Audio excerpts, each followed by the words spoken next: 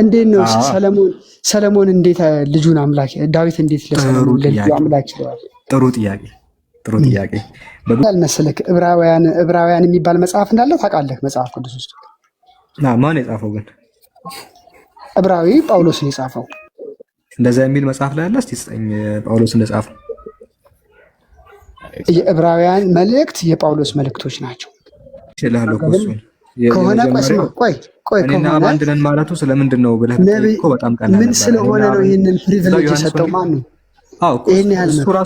እሱ ራሱ አብራርተዋል እኮ ኢየሱስ ይሄንን ሲናገር በዮሐንስ ወንጌል 14 ላይ ይመስለኛል። እና እኔና አብ አንድ እንደሆንን እናንተም አብ አንድ ትሆኑ ዘንድ ይላል። ሐዋርያቶች ልክ እኔና አብ አንድ እንደሆንን እናንተም አንድ ትሆኑ ዘንድ ብሎ ይናገራል። ስለዚህ ሐዋርያት አንድ የሚሆኑት በምንድን ነው? ልክ እኔና አብ አንድ እንደሆንን እናንተም አንድ ትሆኑ ዘንድ ይላል። ሐዋርያት አንድ የሚሆኑት መቼስ በዓላማቸው ነው፣ በስብከታቸው ነው፣ በትምህርታቸው ነው አንድ የሆኑት።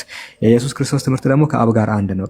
የሰጠኝን ቃል ሰጥቻችኋለሁ ነው ያለው። ዓላማቸው አንድ ነው። ስለዚህ አንድነታቸው የዓላማ አንድነት ነው እንጂ ኢየሱስ ከእኔ አብ ይበልጣል እኮ ነው ያለው።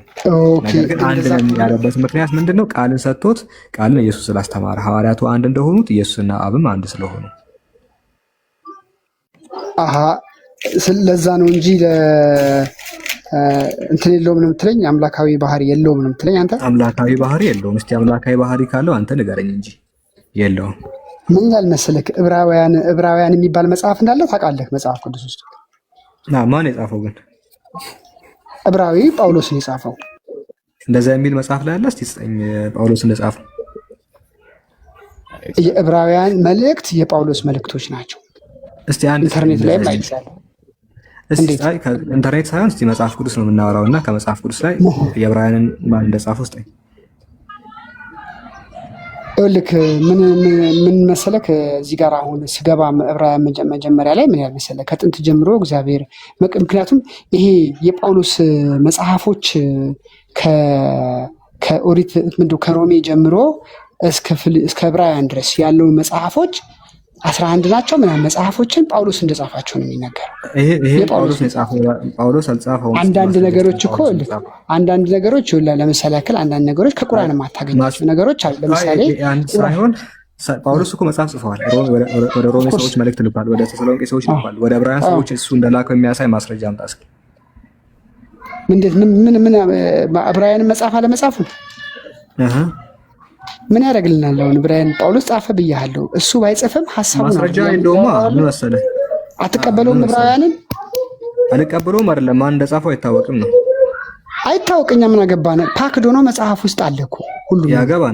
ያገባናል። ቆይ አትቀበለውም? የጳውሎስ አይደለም ነው የምትለኝ?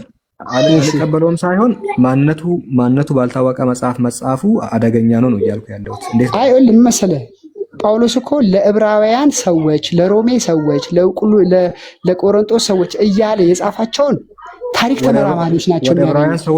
ወደ ዕብራውያን ሰዎች ብሎ መጽሐፉን ማስረጃ አለ እንዴ? አዎ ይሄው ይላል እኮ የሐዋርያ ጳውሎስ መልእክት ወደ ዕብራውያን ይላል። ገብቶሃል? እንደዚህ ወደ እነዚህ ይሄው አይደለም መጽሐፉ ላይ ማይ ፍሬንድ የፊት ለፊቴ እኮ ነው ያለው። ኦኬ እሺ፣ እኔ ወደ ዋናው ጥያቄ ናልኝ። ወደ ዋናው ጥያቄ ጅብሪል መጽሐፉ ላይ እንደዛ አይደለም። ይሄው አይስዌር እያለ ነው። እኔ ምን አሳሽኝ? ይሄው የሐዋርያ ጳውሎስ መልእክት ብሎ ነው የሚጀምረው። ምዕራፍ 1 ነው ዝም ብሎ ነው የሚጀምረው። እስኪ አንብቦ መጽሐፍ እጅ ላይ ካለ እሺ ጀምሮ ይላል ዕብራውያን 1:1 ከጥንት ጀምሮ እግዚአብሔር በብዙ አይነትና በብዙ ጎዳና ለአባቶቻችን በነቢያት በኩል ተናግሮ ሁሉን ወራሽ ባደረገው ደግሞ ዓለማትን በፈጠረበት በልጁ በዚህ ዘመን መጨረሻ ለኛ ተናገረን ይላል። እሺ በቃ እዚህ ጋር ቆምልኝ። ዓለማትን የፈጠረው በልጁ ነው ብለህ ታምናለህ? እሱን እንመጣበታለን። ነገር ግን ቁጥር 8 ደግሞ ምን ይላል? አምላክ ሆይ ይኸውልህ በደንብ አዳምጠኝ። ከቁጥር 7 ጀምሮ ከቁጥር 7 ልጀምርልህ። የእግዚአብሔር መላእክት ሁሉም ለእርሱ ይስገዱ ይላል ካለ በኋላ ስለ መላእክቱን መናፍስት አገልጋዮችንም የእሳት ነበልባል የሚያደርግ ይላል። ስለ መልአክ እንግዲህ ይህን የሚያደርገው እግዚአብሔር ነው። ስለ ልጁ ግን ይላል ስለ ኢየሱስ አምላክ ሆይ ዙፋን እስከ ዘላለም ድረስ ይኖራል። የመንግስት በትር የቅንነት በትር ነው። ጽድቅን ወደድ ካመፅንም ጠላ። ስለዚህ ያለ ልክ ከፍ ከፍ አደረገህ ነገር መሰለኝ ይላል። ስለዚህ እዚህ ጋር አምላክ ሆይ የሚለው በደንብ አምላክ ሆይ እንዴት አለው ነው አይደለ? ልመልስልህ እሱን አሁን እዚህ ጋር አምላክ ሆይ ያለው ማን ነው? እሺ ጥሩ ጥያቄ ነው። እንግዲህ ዕብራውያን 1:8 ኬት የመጣ ጥቅስ ነው ታውቃለህ? ይሄን የጠቀሰው ጳውሎስ ኬት ነው ያመጣው ጥቅሱን ታውቀዋለህ? ከዚህ ጋር አንተ ልጄ ነህ እኔ ዛሬ ወልጄሃለሁ ወለድኩ። ከማን የጠቀሰው ጳውሎስ ይሄን ጥቅስ? ከማን የጠቀሰው ታውቃለህ? ከማን እንደጠቀሰው አላውቅም። እኔ ልንገርህ አንድ ሰው አላውቅም ካለም ችግር የለውም። ኧረ ችግር የለውም ተቀበል ማለት ነው። ኧረ ችግር የለውም። ዕብራውያን 1:8 ላይ ስለ ልጁ ግን አምላክ ሆይ ብሎ ተናግሯል እና አምላክ እንዴት ይለዋል ነው። ይሄን ጥቅስ ጳውሎስ የጠቀሰው ዳይሬክትሊ ከመዝሙረ ዳዊት ምዕራፍ 45 ቁጥር 6 ነው። በጣም ብዙ ቦታ አለ አምላክ ሆይ ይላል። ያን እዛ ጋር የተጠቀመው በነገራችን ላይ ለልጁ ሰለሞን ነው። በአዲስ ኪዳን ላይ ደግሞ ጳውሎስ ለኢየሱስ ተጠቀመው። በብሉይ ኪዳን ላይ መዝሙር 45:6 ላይ አባቱ ማለትም ዳዊት ለልጁ ሰለሞን የተጠቀመውን አምላክ ሆይ ዙፋንህ ለዘላለም ነው የመንግስት በትር የቀነት በትር ነው ያለውን እዚህ ጋር ደግሞ ለኢየሱስ ተጠቅሞታል። ኢየሱስን እዚህ ጋር አምላክ ሆይ ብሎ ጠርቶታል። ሊትራሊ አክሰፕት እንዴት ነው ሰለሞን እንዴት ልጁን አምላክ ዳዊት እንዴት ለሰለሞን ለልጁ አምላክ ይለዋል? ጥሩ ጥያቄ። በብሉይ ኪዳን ዳዊት ልጁ ሰለሞንን አምላክ ሆይ ዙፋን ይሄ መዝሙረ ዳዊት ምዕራፍ 45 ቁጥር 6ን ቼክ አድርግ። አምላክ ሆይ ዙፋን ዳዊት ነው ልጁን አምላክ አለው። ልጁን አለው ሰለሞንን በአዲስ ኪዳን ላይ መጽሐፉ ላይ ይላል። ሊትራሊ አዎ ልጁ ነው እየተጠቀመ ያለው። ከዛ በኋላ አዲስ ኪዳን ላይ ደግሞ መዝሙር 46 ላይ ደግሞ ለኢየሱስ ተጠቅሞታል። ታዲያ አምላክ ሆይ እንዴት ይለዋል ነው ጥያቄው። እንዴ ምንድነው አምላክ ሆይ እንዴት ብሎ ይጠራዋል ከሆነ ያንተ ጥያቄ የዮሐንስ ወንጌል ምዕራፍ 10 ቁጥር 35 ላይ አንድ ላስቁምሽ። አሁን ይሄን የምትነግረኝ ምናልባት ሜቢ የአንተ አንደርስታንዲንግ ነው ለመሰለኝ አይደለም። ልንገር የኢየሱስ ጳውሎስ ይሄንን ቃል ከመዝሙረ ዳዊት ወስዶ ለክርስቶስ ሲሰጠው ጳውሎስ ይሄን ቃል ዳዊት ለልጁ ያለውን ነው አልከኝ። ጳውሎስ አልተረዳም ማለት ነው። ኮት ነው ያደረገው ከመዝሙረ ዳዊት ምዕራፍ 45 ቁጥር 6 ኮት አደረገና ለኢየሱስ ሰጠው። ጳውሎስ አልተረዳም እያልከኝ ነው። ይሄ ለዮሐንስ ከተረዳ ለምን ለልጁ ለሰለሞን የሰጠውን እንዴት ወስዶ ለኢየሱስ ይሰጣል ጳውሎስ? ምክንያቱም የአዲስ ኪዳን ጸሐፊያን ለጣዖት አምላኪያን የሚሰጠውን ለኢየሱስ ይሰጣሉ። ልስታ እንደ ማስረጃ ጣዖት ለሚያመልኩት። እሺ ህዝበ እስራኤል በግብፅ ተይዘው ሳለ በባርነት ስር ሳለ ከዛ በኋላ እግዚአብሔር አርነት አወጣቸው አይደለ?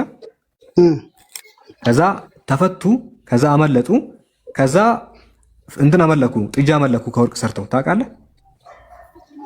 አይ ነው ሰምቻለሁ፣ አውቃለሁ። ከዛ በኋላ መጽሐፉ ሲናገር ልጄን ከግብፅ ጠራሁት እነርሱም ደግሞ በኋላ ጣዖት አመለኩ አለ። ልጄ ይኸው እዚህ ጋር እርሱም ተነስቶ ሕፃኑንና እናቱን በሌሊት ያዘና ከጌታ ዘንድ በነቢይ ልጄን ከግብፅ ጠራሁት የተባለው እንዲፈጸም አለ። አሁን ህዝበ እስራኤል ወደ እስራኤል የተመለሰበት ታሪክ ነው። ከዛ በኋላ እስራኤላውያን ጣዖት አመለኩ። እሱን ለጣዖታውያን የተነገረ ጥቅስ አለ። ሆሴዕ 11ን ክፈት። ንከው። ከዛ እዛ ጋር ያለውን ቀስቱን ንካ። እዛ ጥግ ላይ ያለችዋል ይችዋትና እንደዚህ ይላል። እግዚአብሔር ህዝቡን እንደሚወድ ይላል። እስራኤል ሕፃን በነበረ ጊዜ ወደድኩት፣ ልጄንም ከግብፅ ጠራሁት። አብዝቼ ብጠራቸው አጥብቀው ከፊቴ ራቁ። ለበለዓም ይሰዉ ነበር፣ ለተቀረጹ ምስሎቹም ያጥኑ ነበር ይላል። ህዝበ እስራኤል ነፃ ከሆኑ በኋላ ድጋሚ መጡና ጣዖት ማምለክ ጀመሩ። ታውቃለህ አይደል? ጥጃ እንደሰሩ አውቃለሁ። ይሄ ለህዝበ እስራኤል የተነገረ ነው። በአዲስ ኪዳን ላይ ደግሞ ኖ ይሄ ለጣዖት የተነገረው ለኢየሱስ የተነገረ ነው ብሎ ጠቀሱ። ማቴዎስ ላይ እስኪ ያሳይ። ይሄው ኢየሱስ ወደ ግብፅ በሄደ ጊዜ ይሄ ማቴዎስ ምዕራፍ 2 ለጣዖታውያን የተነገረው ለጣዖት አምላኪዎች የተነገረው እርሱም ተነስቶ ሕፃኑንና እናቱን በሌሊት ያዘና ከጌታ ዘንድ በነቢይ ልጄን ከግብፅ ጠራሁት የተባለው እንዲፈጸም ወደ ግብፅ ሄደ። ሄሮድስም እስኪሞት ድረስ በዚያ ተቀመጠ ይላል። ኢየሱስ ወደ ግብፅ ሄደ። ሄሮድስ ሰዎችን ሕፃናትን መግደል ሲጀምር ከዛ ልጄን ከግብፅ ጠራሁት ይላል። ኢየሱስን ከግብፅ ጠራሁት አለ። እዚህ ጋር ኦኬ እንግዲህ ይህን ኮንቴክስቹዋሊ እኔ የምረዳውና አንተ የተረዳው የተለያየ ነው። ንገረኝ። እኔ ይሄን ልጄን ከግብፅ ጠራሁት የሚለው ያንን ትንቢት አሁን ለምሳሌ ያክል አንድ ቦታ ኢየሱስ ክርስቶስ የቱ ጋር እንደሆነ አላውቅም እንጂ ልብሱን በተገረፈ ጊዜ ልብሱን ቀዳደው እንደተከፋፈሉት ይናገራል። ይሄ አባባል ደግሞ እዛ ዳዊት ጋር ገረፍ አሰቃዩት ልብሱንም ተከፋፈሉት ምናምን የሚል አለ እና ከዚህ እዛ ጋር ሲጠቅሳ ያለው ልክ ከብሉይ ኪዳን እዛ ጋር ትንቢተ ሆሴዕ ላይ ልጄን ከግብፅ ጠራሁት እነሱም ጣዖት አመለኩ ይላል። ስለማን ነው የሚናገረው ያ ትንቢት? እንግዲህ ከግብፅ የተጠራው ጣዖት ያመለኩት በሙሴ ዘመን ሙሴ ወደ ሲና ተራራ ሲሄድ እነሱ ጣዖት ሰርተው እንዳመለኩ ይናገራል። እዚህ ጋር ደግሞ ያ ትንቢት ለኢየሱስ ነው የዋለው። አሁን ይሄን አንተና ያልከው እኔ አሁን ይኸው እዛ ጋር እርሱም ተነስቶ አለ እርሱም ተነስቶ ሕፃኑንና እናቱን በሌሊት ያዘና ይኸው ከጌታ ዘንድ በነቢይ አለ። በየትኛው ነቢይ? ልጄን ከግብፅ ጠራሁት የተባለው እንዲፈጸም አለ። በየትኛው ነቢይ የተባለው ነው የሚፈጸመው? አንተ እንዳልከው በሆሴዕ ላይ ያልከው ነው። ምናልባት ሆሴዕ ላይ ደግሞ ስንሄድ ጣዖት አመለከ ይላል። ጣዖት አመለከ ይላል። እስኪ አንብቡ ሆሴዕን በደንብ ሆሴዕን አንብቡ። ጣዖት አመለከ ይላል። ኢየሱስ ጣዖት አመለከ ስላለ መጽሐፍ ሆሴዕ ስንት ነው? ሆሴዕ 11 ይኸው ከላይ በኩል አለ። እንደዚህ እስኪ አንብቡ እዛ እስራኤል ሕፃን በነበረ ጊዜ ወደድሁት ልጄንም ከግብፅ ጠራሁት አለ ነቢዩ ሆሴዕ። ይኸው አብዝቼ ብጠራቸው አጥብቀው ከፊት የራቁ ከግብፅ እኔ ብጠራቸው እነሱ ከፊት የራቁ ለበለዓምም ይሰዉ ነበር ለተቀረጸ ምስሎችም ያጥኑ ነበር አለ። ጠራዋቸው ከዛ አክብሬ እነሱ ጣዖት ነው ያመለኩት አለ። ይሄንን ማቴዎስ ላይ ሲጠቅሰው ግን ለኢየሱስ ነው ያመጣው። ኦፍ ኮርስ ያኛውን አሁን ለምሳሌ ሆሴዕ ላይ ያለው እኔ አሁን ለአንተ በተረዳው ነው እንጂ አልገባኝም። ለኢየሱስ ሲበለው ግብፅ ደግሞ የነበሩት ከዛ ከኦሪት ለኢየሱስ አይደለም። ሆሴዕ እኮ ለሕዝበ እስራኤል ጣዖትን ላመለኩ ለሕዝበ እስራኤል ቆይ ሆሴዕ ግልጽ አድርግልህ። ሆሴዕ ላይ የተጻፈው ለእስራኤላውያን ግብፅ በነበሩ ጊዜ ከግብፅ መጠራታቸውንና እግዚአብሔር አክብሯቸው ቢሆንም እነሱ ጣዖትን እንዳመለኩ የሚናገረው ነው። ማቴዎስ መጣና ለጣዖት አምላኪያን የተናገረውን ልጄን ከግብፅ ጠራሁት አለ። ኢየሱስ ሕፃን በነበረ ጊዜ እንዳይሞት ወደ ግብፅ ተልኮ ነበረ። እንዳይሞት ማለት ነው በሄሮድስ። ከዛ ከግብፅ ጠራሁት የተባለው እንዲፈጸም እነ ዮሴፍና እነ ማርያም መጡ አለ። ትንቢቱን የተጠቀመው ለጣዖት አምላኪያን የተነገረውን የሆሴዕን ቃል ነው። ስቲል ግን የአዲስ ኪዳን ጸሐፊያን ለኢየሱስ ዝም ብሎ እነዚህ ለጣዖት አምላኪያን ትንቢቶችን እንደሚጠቀሙ አንዱ ማሳያ ነው እያልኩ ነው። እንግዲህ እኔ የሚገባኝ ታሪክ ሲደገም ምናልባት ሁለት አይነት አጠራር፣ አንዴ መጀመሪያ በኦሪት ግብፅ ገብተው ያው መከራ ከፍለው ተመልሰው መጥተዋል። ሁለተኛ ጊዜ ደግሞ ክራይስት ጂሰስ ለመውለድ ማርያም ወደ ግብፅ ሄዳለች። ያኔ ልክ እንደዛ እንደወጡ አሁንም ልክ እንደዚህ ከግብፅ ጠራሁት አይነት ስታፍ ነው እኔ የምረዳው። ምክንያቱም ያኔም ግብፅ ትንቢቱ ግን ለጣዖት አምላክ የተነገረው ትንቢቱ ለጣዖት አምላክ የተነገረ ቢሆንም እሱ ግን ጣዖት ያመለኩት እኮ እስራኤላውያኖች ናቸው። እስራኤላውያን ናቸው እኮ ግልጽ እኮ ነው። እኔም ኢየሱስን አላልኩም። እስራኤላውያን ናቸው። ግን ለነሱ የተነገረው ቃል ትንቢት እዚህ ጋር ለኢየሱስ ይጠቀመዋል ነው። እኔ የምረዳው ሁለት ታሪክ ተደገመ ነው። ሁለት ጊዜ ከግብፅ ታሪኩማ ተደገመ እኮ ነው። ያልተደገመማ ሁለቴ እኮ ነው የተደገመው ታሪኩ። ግን ትንቢቱ አንድ ነው። ያን አንዱን ትንቢት ግን ለሁለቱም ይጠቀሙታል ነው ያልኩት። ታሪኩ ሁለቴ ተፈጸመ። ትንቢቱ አንድ እኮ ነው። ታሪኩ ሁለቴ ነው የተፈጸመው። አንደኛ ሕዝበ እስራኤል ከግብፅ ሲወጣ ነው። ሁለተኛ ኢየሱስ ከግብፅ ሲመጣ ነው። ሁለት ታሪክ። ትንቢቱ ግን የተነገረው ለጣዖት አምላኪያን ነው። ያንኑ አንድ የትንቢት ቃል ለጣዖት አምላኪያን የተነገረውን ለኢየሱስም አዋሉት ነው እያልኩ ያለሁት። አው ታዲያ ከዚህ ጋር ምን ግንኙነት አለው? ግንኙነት ያለው ከዕብራውያን ወደ ዕብራውያኑ ስንመጣ ምንድን ነው እንዴት ይሄንን ለኢየሱስ ይጠቀመዋል ላልከው የአዲስ ኪዳን ጸሐፊያን እንዲህ ያሉ ትንቢቶችን ሲያዩ ቶሎ ነው ወደ ኢየሱስ የሚመጡት ነው። ኦኬ እንግዲህ እኔ አሁን እሱና አንተ ለማስተማር የገባህን ነው። እኔ ግን የምረዳው ምንድነው ጳውሎስ ዳይሬክትሊ እዚህ ጋር ሲናገር አምላክ ሆይ ያለው ፋዘር ጋድ ያው አብ ማለት ነው። እሺ ሳላህ እንዲፈቅደልኝ ልግባ መሀል ላይ ይቻላል። በማማር ስለሆነ ክርክር አይደለም፣ ይቻላል፣ ችግር የለውም። ቴዳማን አዎ ሳላህ በደንብ ገልጾልሃል። ግን ደግሞ ተጨማሪ ሀሳብ ላነሳልህ ፈልጌ ነው። አንዴ ቴዲ ሚዩት አንሳ። ቃል በቃል ነው ረጋ ብለን እሺ፣ እንደቀድሞ ቴዲ አኩትኝ እዚህ እንዳይረብሿችሁ ብዬ ነው። አይረብሽም፣ አታስብ። መጀመሪያ የዕብራውያን ጸሐፊ አይታወቅም። ተስማምተሃል በዚህ? እንግዲህ ልክ እዚህ ጋር ምን ይላል መሰለኝ የኔ መጽሐፍ የያዝኩትኝ ዶክመንት ልክ ሲጀምረው ምዕራፍ አንድን ከላይ ታይትል ሰጥቶታል። ምን ይላል? የሐዋርያው የጳውሎስ መልእክት ወደ ዕብራውያን ይላል። እንግዲህ ይሄንን ነው ጭማሪ የቄስ ጭማሪ እንደው ታውቃለህ የያዝኩትኝ ኪንግ ጄምስ የሚባለው የጴንጤዎች ነው። እሺ ጴንጤ ኦርቶዶክስ ነህ አንተ? እኔ ሁለቱም ጋር የለውም። መጽሐፉን ግን ዝም ብዬ በራሴ ያነባለሁ። እሺ በሁለቱም መጽሐፍ ጸሐፊው አይታወቅም። በጴንጤ ልጀምርልህ። ይሄ የጴንጤ መጽሐፍ ቅዱስ ነው። አዲሱ መደበኛ ትርጉም ከማጥኛ ጽሑፉ ጋር ተመልከት። ይሄ የጴንጤ ነው። እንደዚህ ይላል። ጸሐፊው አለና የዚህ መጽሐፍ ጸሐፊ ማንነቱ አልተገለጠም። ሰማኝ። ምን ላይ ነው ያለው? መጽሐፍ ቅዱስ ላይ። ኦኬ እሺ፣ ሊኖር ይችላል። እሺ ግን ሐሳቡ አንድ ኦርቶዶክስ ደግሞ የመጽሐፍ ቅዱስ መዘጋቢያ ቃላት ይሄ የሁሉም ነው። እንደዚህ ይላል። ይህ መልእክት በመልእክት ውስጥ አንዳንድ ፍንጮች ቢገኙም ማለት ይህ መልእክት በማን ከየት ወዴት በምን ጊዜና በምን ምክንያት እንደተጻፈ ለማወቅ አስቸጋሪ ነው። ሆኖም ግን መልእክቱ የጳውሎስን ስም አይጠቅስም። የሐሳብ አገላለጹን ከሚታወቀው ጳውሎስ አገላለጽ ጋር ለየት ይላል። ስለዚህ ጳውሎስ አይደለም ይላል። በቃ ኤኒዌይ እኔ ለጴንጤ መጽሐፍ ይዤ ሊሆን ይችላል፣ ግን ከፈለክ ፎቶ አንስቼ ልክልህ እችላለሁ። የሐዋርያው ጳውሎስ መልእክት ወደ ዕብራውያን ሰዎች ይችላል። ግን አንድ ነገር ይገባኛል። እዚህ መጽሐፍ ላይ የተካተቱት ኢንክሉድድ የሆኑ መጽሐፎች በአጠቃላይ ሂስትሪ አላቸው። በዚህ በኒቅያን በዶልቄቅያ ነው ምናምን ብዙ ጉባኤ 4 ጉባኤ ተደርጎ ታምኖባቸው ኢንክሉድድ ይደረጉ ተብለው የገቡ ናቸው እና አስ ዘ ወርድ ኦፍ ጋድ ልክ እንደ ክርስቲያኖች ማለት ነው የእግዚአብሔር ቃል ነው ብለን የምንቀበልባቸው አብረው የተጻፉ ስለሆኑ ጀስት እንውሰዳቸው እንደ ሪፈረንስ እንጂ አካሌ ጻፈው አጠቅመንም። እሺ አንዴ ጴንጤም ኦርቶዶክስም እኮ እንደሚቀበለው እናውቃለን።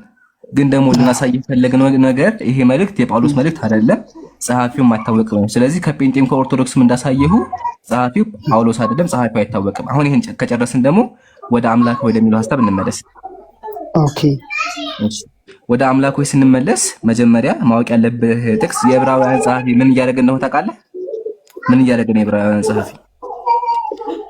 የዕብራውያን ጸሐፊ ምን እያለ መሰለክ?